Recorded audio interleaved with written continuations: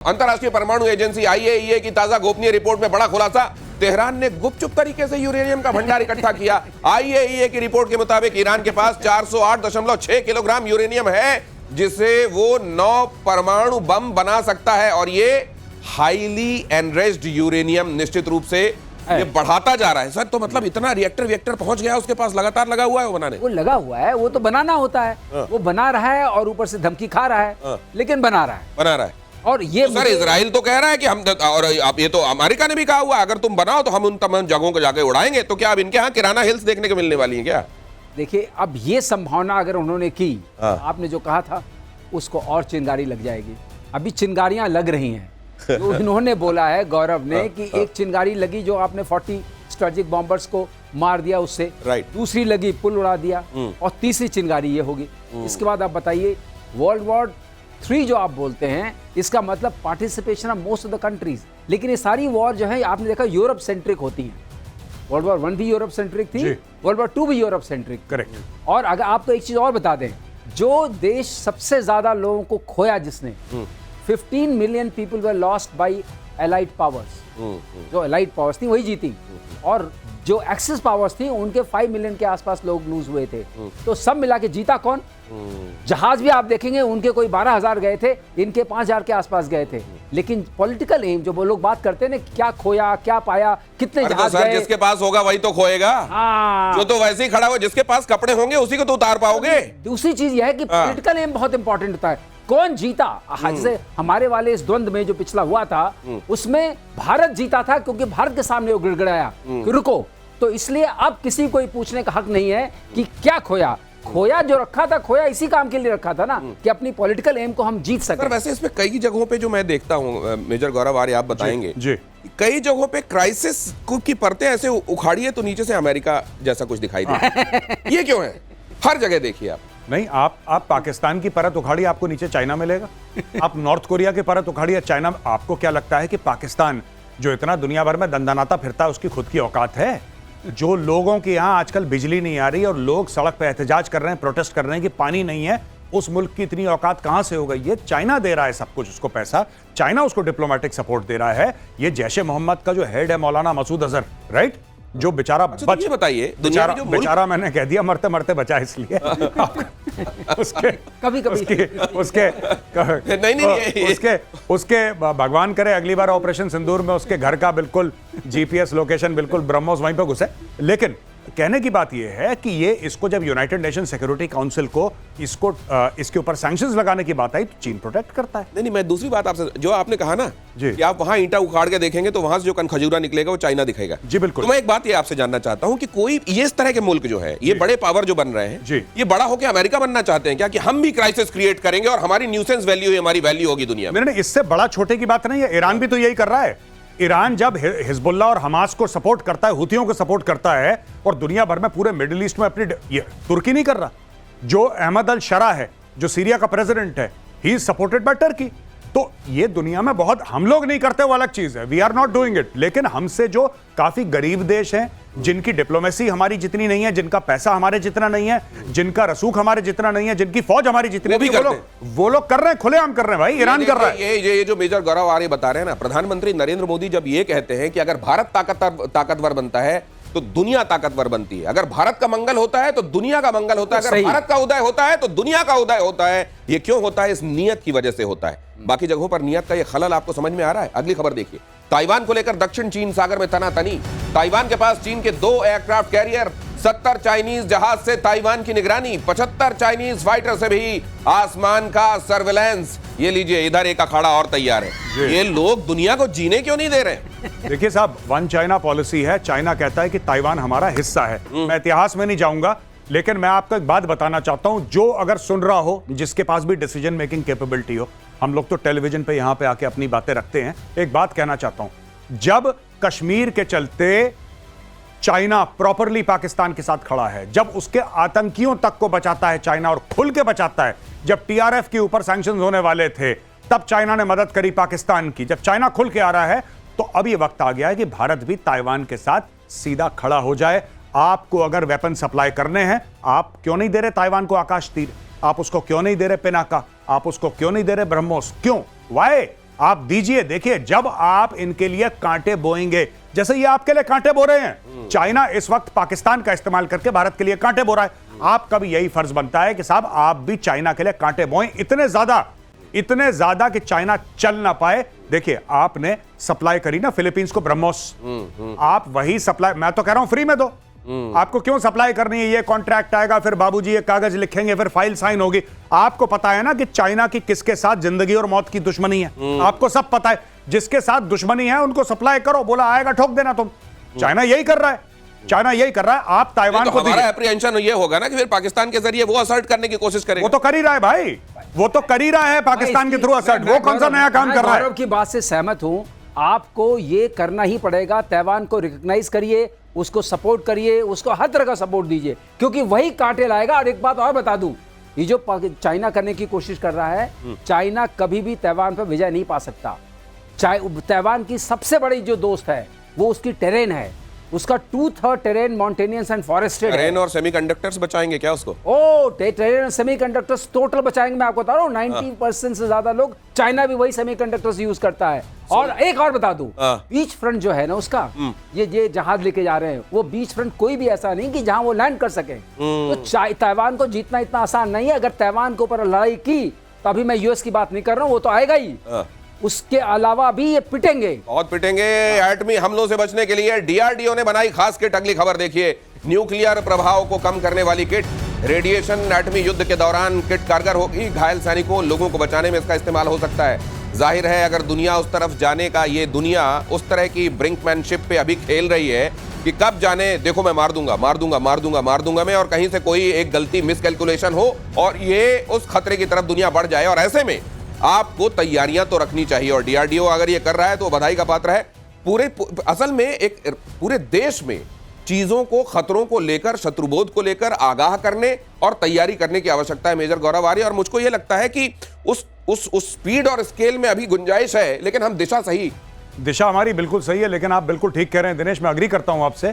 Speed और scale हमारा बहुत ज्यादा गड़बड़ है और शत्रुबोध में हम लोग अभी माइनस में चल रहे हैं। दिशा पकड़ ली है, लेकिन देखिए ना, अभी भी लोग ऐसे भारत में जो कहते हैं कि नहीं पाकिस्तान के साथ जो लड़ाई है वो नहीं करनी चाहिए, आखिर हमारी इकोनॉमी का क्या होगा। इकोनॉमी का क्या होगा भाई साहब, मैं आपको बात बताऊं, जब देश सुरक्षित रहेगा तब इकोनॉमी होगी। बिना सुरक्षा के कोई इकोनॉमी किसी देश की नहीं होती। Let's be very very clear. और चाइना क्या चाह रहा है? चाइना पाकिस्तान के थ्रू आपकी इकोनॉमी को डैमेज करना चाह रहा है। दैट इज वाई मैं ये नहीं कह रहा कि 26/11 के पीछे चाइना था, मैं वो नहीं कह रहा, लेकिन आप ये भी मानिए कि क्यों मुंबई को सेलेक्ट करा गया 26/11 के लिए। वाई मुंबई? कोई बॉर्डर लगता है महाराष्ट्र का? मुंबई का बॉर्डर लगता है पाकिस्तान से? मुंबई क्यों आया? क्योंकि मुंबई भारत की फाइनेंशियल कैपिटल है। अगर मुंबई पे चोट लगेगी, स्टॉक मार्केट पे चोट लगेगी, ये सब सोची समझी चीजें। मैं फिर कह रहा हूं, I am not saying China was behind 26/11, I am saying why was Mumbai selected. क्यों मुंबई पे हमला हुआ, ये सोचिए जरा।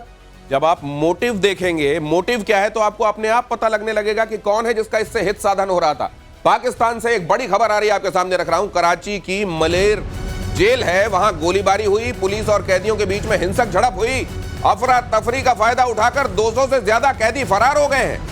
जेल में हिंसा के दौरान कई पुलिस वाले जख्मी हुए हैं। देर रात पुलिस ने सड़कों पर फायरिंग भी की। दिनेश, ये फरार नहीं हुए हैं, इनको निकाल के भगा दिया है, क्योंकि 200 मार दिए हम लोगों ने, 200 और जिहादी चाहिए थे। अच्छा, तो उनको निकाला है कि भाई आओ और फरार अभी इतने दिनों तक रोटी खिलाई है, आओ अब गोली खा। गोली खा, हाँ, रोटी खा रहा था, अब गोली खा। लेकिन ये जो गोली खा वाले लोग निकाले गए हैं, ये सोच रहे होंगे, आप बार बार इमरान खान की बात करते हैं कि एक वही परिंदा है जो नहीं उड़ पा रहा है वहां से बाहर जी।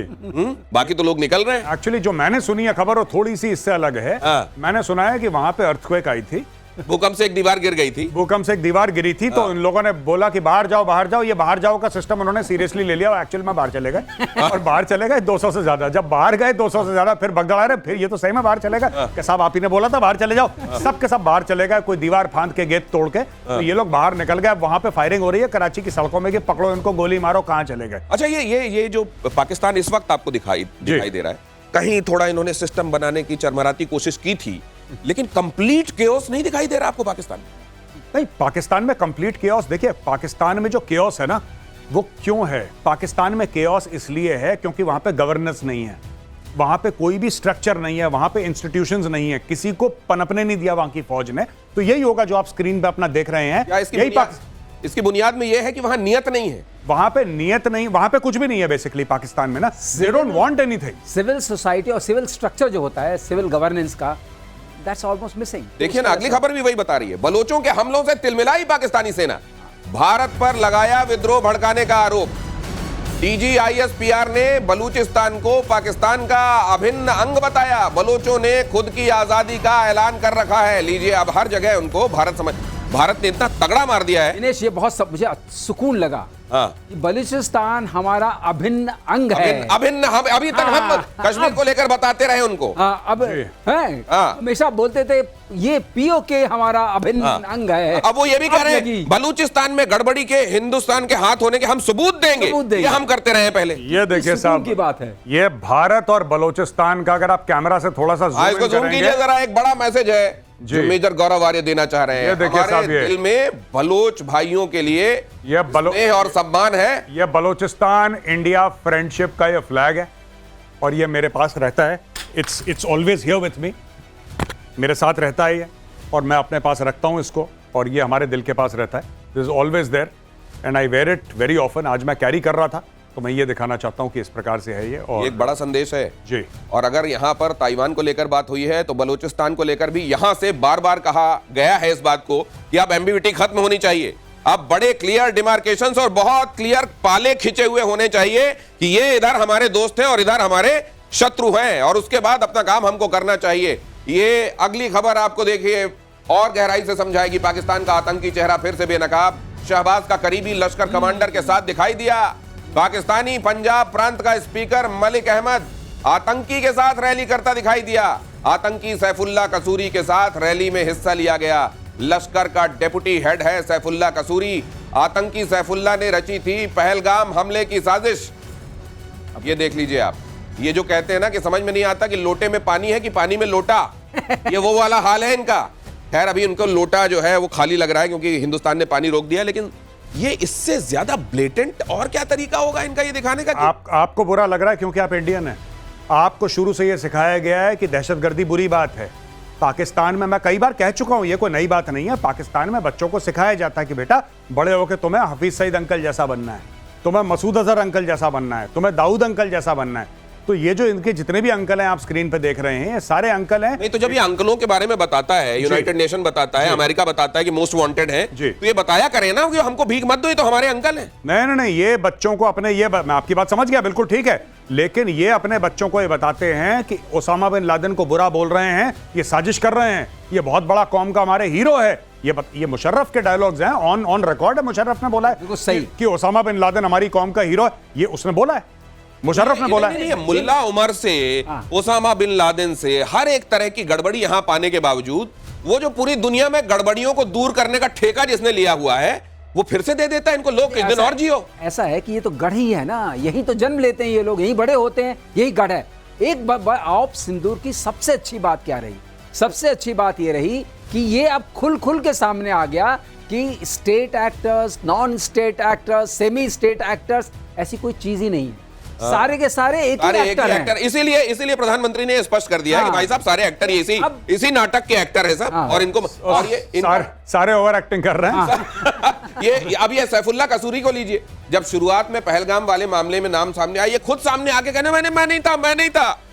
अब थोड़े दिन की जिंदगी मिल गई है, मेरे ख्याल से राशन खत्म हो गया घर में, तो फिर दुकान के लिए निकल पड़ा है, शटर खोल दिया इसने। और ये कसूर से ताल्लुक रखने की वजह से कसूरी नाम, मुझको लगता है अगला ब्रह्मोस का निशाना कसूर होने वाला है। कसूर होने वाला है। कसूर को भी पढ़ना बैलेंस रह गया, अभी इनको पढ़ना चाहिए। ये देखिए, ये जिसके साथ वो स्टेज पे बैठा है वो पंजाब असेंबली का स्पीकर है पाकिस्तान में। भाई पंजाब असेंबली के स्पीकर के सामने बैठा और वो पंजाब असेंबली के स्पीकर से पूछा कि आप इनके साथ क्यों बैठे हैं? कह रहे हैं इनके खिलाफ कोई प्रूफ छोड़ना है, ये तो अच्छा आदमी है। वो कह रहा अच्छा आदमी है, और फिर वो यूनाइटेड नेशन से डेजिग्नेटेड टेरर अच्छा आदमी है, कोई प्रूफ छोड़ना है इसके खिलाफ, और तो हम दोनों कसूर के, तो हमारा तो रिश्ता बनता ही है। वो ग्राही बन रहा है उसका।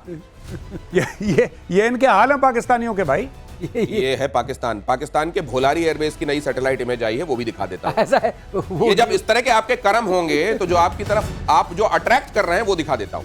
पाकिस्तान के भोलारी एयरबेस की नई सैटेलाइट इमेज आई है। भारत के एयर स्ट्राइक में तबाह हुआ था एयरबेस, तिरपाल से ढककर हैंगर की मरम्मत का काम जारी है। अब क्या हुआ है कि दुल्हन का मेकअप तो उतर गया था, अब सच्चाई दिखने लगी थी तो उसने फिर से घूंघट करके और अंदर पाउडर पोतना शुरू कर दिया। अब देखिए जरा यहाँ पे ये देखिए, ये इतनी बुरी तरह तोड़ा। और यहाँ से मार्शल श्रीवास्तव हमको बताते रहे हैं कि ये वो जगह है भोलारी जहां असल में इन्होंने अपने ड्रोन वोन, ये जो अनमैन्ड एरियल व्हीकल्स है ना इनके, वो सब ज्यादा रखे हुए थे और यहाँ पे पड़ी मार। अब यहाँ तिरपाल ढक के अंदर मरम्मत चल रही है। सर देखिए ऐसा है कि इसमें एक इनका वो EWC भी था, airborne early warning control system भी था, जो कि 1000 करोड़ का था। भुलारी में वो बड़ा गया है, तो अब वो तिरपाल ही ढका जाएगा और अंदर सारा माल चला गया।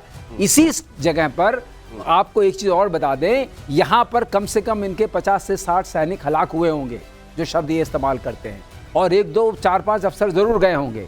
ये ऐसा नहीं कि ऐसे मामला ऐसे निपट गया होगा। तो अब 50। हाँ, क्योंकि उतने लोग काम करते हैं हैंगर में, इतने से कम काम नहीं करते हैं। जब इन्होंने अटैक किया वो सारे के सारे वॉर टाइम था, उस वक्त वो लोग वहाँ काम कर रहे होंगे, उनके बहुत सारे इक्विपमेंट गए होंगे। ये जो नुकसान हुआ है इसको भरपाई करने में अभी लगेगा, एक आध जनरेशन लग जाएगी। इधर गौरव आ रही पर्दा है, पर्दा नशी को बेपर्दा जो कर दूं तो हाँ, ये पर्दे में मुनीर मेरा नाम नहीं, मुनीर फील्ड मार्शल मेरा नाम नहीं। ये देखिए, इसके लिए आपको बड़ी मोटी चमड़ी चाहिए और बेशर्मी की इंतहा चाहिए। बेशर्मी जो शब्द है ना, वो भी जब आपके सामने शर्मा जाए, वो आपको होना पड़ेगा पाकिस्तान होने के लिए। बेशर्म पाकिस्तान का एक और फर्जीवाड़ा देखिए। श्रीनगर एयरपोर्ट को लेकर झूठ फैला रहा है पाकिस्तान, एयरपोर्ट को नुकसान पहुंचाया है हमने कह रहा है, फोटोशॉप से प्रोपेगेंडा फैलाने की कोशिश कर रहा है। और ये भी देख लीजिए जरा, पाकिस्तान में एक और इन्फ्लुएंसर की हत्या कर दी गई। चरित्र देख लीजिए, चाल तो उसकी मैंने आपको दिखा दी, चरित्र देख लीजिए। पाकिस्तान में एक और इन्फ्लुएंसर की हत्या हुई, इस्लामाबाद में 17 साल की सना यूसुफ। ये बेचारी कलमा ही पढ़ती होगी ना जी, ये तो कलमा ही पढ़ती होगी जी। देखिए, इसको मार दिया, उसका मर्डर कर दिया, घर में गोली मारकर की गई हत्या। 17 साल की लड़की। सोशल मीडिया पर सना के 4 लाख से ज्यादा फॉलोअर्स थे। कई लोग इस बात को लेकर रश्क रखते थे, बड़े खुले तरीके से वो बातें सामने रखती थी, किसी को रास नहीं आया। बर्थडे वाले दिन उसको, सर ये है पाकिस्तान। वेरी वेरी असली चेहरा। देखिए, मर्डर दुनिया भर में होते हैं। अगर कोई कहे यूएस में नहीं होता, चाइना में नहीं होता है, भारत में नहीं होता, तो ऐसी बात नहीं। इसको मारा क्यों? कारण यह है कि why was she killed? She was killed because she was a young woman, she was killed because she was independent, और क्योंकि उसकी अपनी राय थी और उन्होंने बोला कि साहब ये तो ऑब्सिनिटी है, ये तो फहाशी है, इसको मार देना चाहिए। This is a type of an honour killing that is happened in Pakistan. Honour killing जबकि हम अलग एक कॉन्टेक्स्ट में यूज करते हैं, मैं अलग कॉन्टेक्स्ट में यूज कर रहा हूं कि भाई किसी को लगा कि इससे हमारी इज्जत खराब हो रही है, लड़की कैसे अपना चेहरा दिखा रही है, ठोक दिया उसको। ये देखिए आप, और आप कहते हैं आप ईमान लेकर आए हैं इसलिए आप मुसलमान हैं। पाकिस्तान के लोग तो मुझको लगता है शैतान पर ईमान लेकर आए हुए। बहुत धन्यवाद सर प्रतिशोध में हमको ज्वाइन करने के लिए। आज के लिए इतना ही, कल फिर हाजिर होते हैं आपके सामने।